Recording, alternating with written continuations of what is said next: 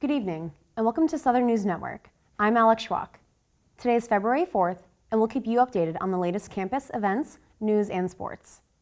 Monday morning at 7:25 a.m., Groundhog Phil saw his shadow and predicted another 6 weeks of winter. While Phil's website claims 100% accuracy, the National Climatic Data Center says Phil's forecasts show no predictive skill. AccuWeather, a favorited weather app among many students, finds the rodent has an 80% accuracy rate. The recent drop in gas prices isn't the only way college students are saving money. Lakeland offers college discounts at many restaurants and shops.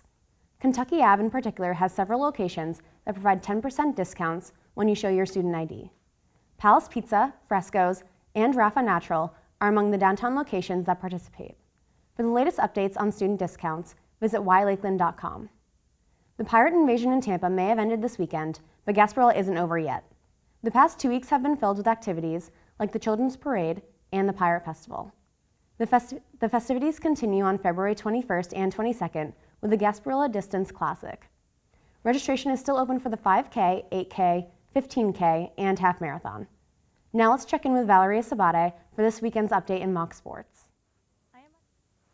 I am Valeria Sabate, here to give you the latest sports news. The women's basketball team fell to 9-9 on the season after the loss to Palm Beach Atlantic on Saturday. The final score was 53-47. The men's basketball team eased their way to 93-67 win against Palm Beach Atlantic. The Mocs hit a season-high 14 three-pointer and improved to 19-1 on the season. The men's basketball team took on the University of West Florida Argonauts this past weekend in Pensacola.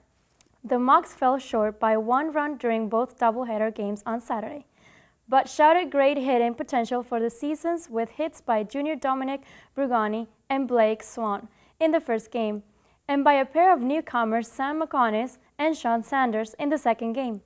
The final game in the series was ended after only 3 complete innings due to inclement weather.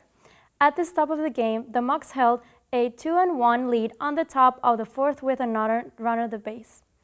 The team remains on the road again on Ongenberg for their next series against Clemson University.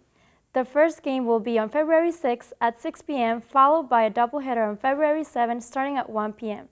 Back to you, Alex. Stuff out there and people out there that can get you, but as far as like myself, I never really think I've warranted anything or have anything worth stealing. Florida Southern does a lot to keep our network safe, but students are sometimes too relaxed about their personal internet security. Any of your websites that you use, including the Florida Southern portal or your banking sites, that include personal information about you, particularly any kind of an identification number, your social security number, your student ID number, home addresses, these kinds of things.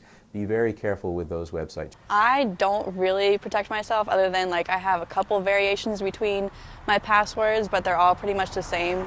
I feel like I kind of live in a bubble where I think that if I'm good and I don't try and hack other people, that they're not going to try and hack me.